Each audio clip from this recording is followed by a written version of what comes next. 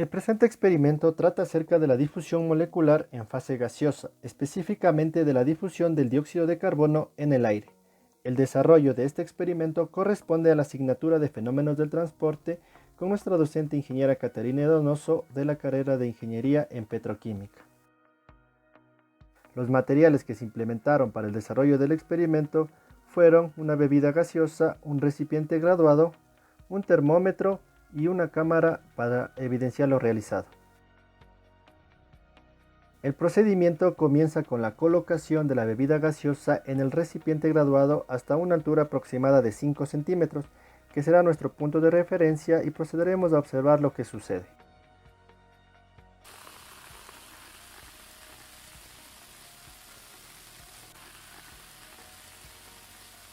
Como ya conocemos, el contenido principal de una bebida gaseosa es agua y gas carbónico, que cuando el fabricante envasa la bebida lo hace a una temperatura baja y a altas presiones con el fin de que la bebida contenga la mayor cantidad posible de gas disuelto. Aquí podemos observar que dentro del líquido existe gas carbónico disuelto.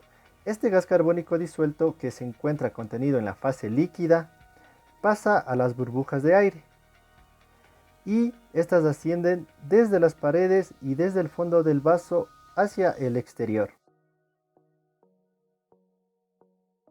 La razón es que la presión dentro de la botella es mayor a la presión del ambiente, entonces el gas fluye hacia el exterior, porque los gases se mueven de la zona de alta presión a la de baja presión, o sea, del interior del recipiente hacia el exterior.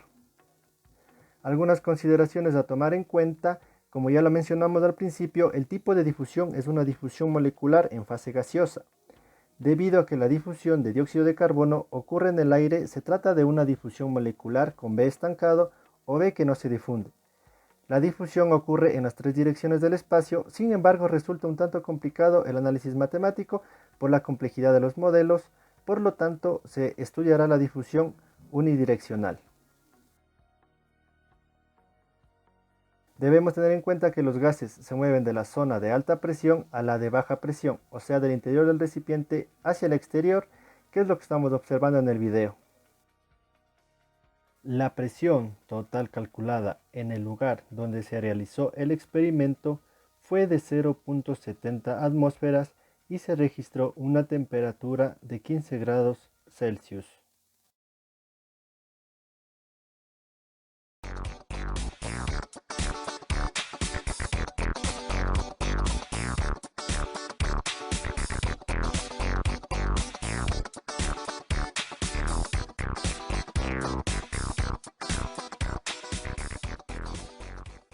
Una hora después.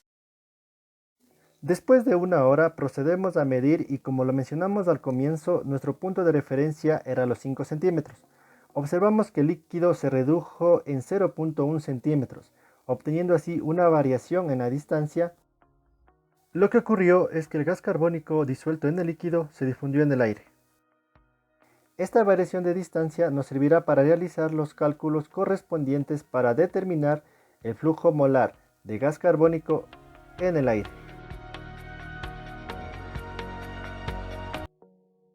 Continuando con los cálculos para determinar el flujo molar de gas carbónico en el aire, vamos a asignar la letra A para el gas carbónico y la letra B para el aire. Los datos que se registraron en el lugar donde se realizó la práctica fueron una presión de 0.70 atmósferas y una temperatura de 15 grados centígrados. Una vez que ya identificamos que se trata de una difusión con B estancado o B que no se difunde, procedemos a obtener la ecuación que rige a este tipo de difusión. Recordemos que la deducción de esta ecuación ya la realizamos en clase, en donde el flujo molar de gas carbónico en aire va a ser igual a menos la concentración total multiplicada por el coeficiente de difusividad a las condiciones que realizamos el experimento. Todo esto dividido para 1 menos la fracción molar del gas carbónico y multiplicado por la relación del diferencial de la fracción molar y el diferencial de la distancia. Procedemos a realizar los arreglos matemáticos y a ubicar las integrales con sus respectivos límites. Para la distancia se lo hace desde z sub 1 igual a 0 hasta z sub 2 igual a z. Y para los límites de la fracción molar del gas carbónico se lo hace desde YA sub 1 hasta YA sub 2. Desarrollando las integrales obtenemos la siguiente expresión con la cual vamos a obtener el flujo molar de gas carbónico en el aire. El siguiente paso es encontrar el coeficiente de difusividad a las condiciones que realizamos del experimento, es decir, a una presión de 0.70 atmósferas y a una temperatura de 15 grados centígrados, para lo que es necesario realizar la extrapolación de Hirschfelder. El primer paso es obtener el coeficiente de difusividad tabulado. Para esto nos ayudamos del manual de Perry en la tabla 2.324 y nos da un valor de 0.138 centímetros sobre segundo, pero este valor es a una atmósfera de presión y a 0 grados centígrados. Entonces, el coeficiente de difusividad de dióxido de carbono en aire a una presión de 0.70 atmósferas y 15 grados centígrados va a ser igual al valor tabulado, que es de 0.138 centímetros sobre segundo, multiplicado por la relación de temperatura 2 y temperatura 1 en grados Kelvin elevados a la 1.5 y por la relación de presión 1 y presión 2 en unidades bar. Así obtenemos el valor de difusividad de gas carbónico en aire, que es igual a 0.2136 centímetros sobre segundo. Siguiendo con los cálculos, ahora procedemos a encontrar la concentración, que es igual a la presión total dividida entre la constante de los gases y multiplicada por la temperatura en grados Kelvin. Y obtenemos un valor de concentración de 0.03 kmol sobre metro cúbico. Ahora, para encontrar el valor de la fracción molar de gas carbónico YA sub 2, vamos a utilizar la ecuación de la ley de las presiones parciales de Dalton, la cual manifiesta que la presión parcial de un gas es igual a la fracción molar por su presión total. En esta parte del ejercicio asumimos un valor de presión parcial de dióxido de carbono en el punto 2 de 0.58 atmósferas. Esta suposición la hacemos debido a la dificultad de encontrar este valor de una manera práctica y con el fin de poder avanzar con el desarrollo del ejercicio.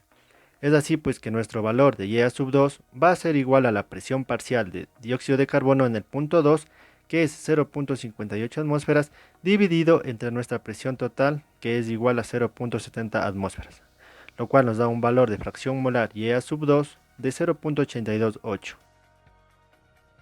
Una vez obtenidos los valores del coeficiente de difusividad de dióxido de carbono en aire, la concentración, la variación de distancia y la fracción molar del gas, procedemos a reemplazar los datos en nuestra ecuación principal, con la consideración de que la concentración de dióxido de carbono en YA sub 1 va a ser aproximadamente 0.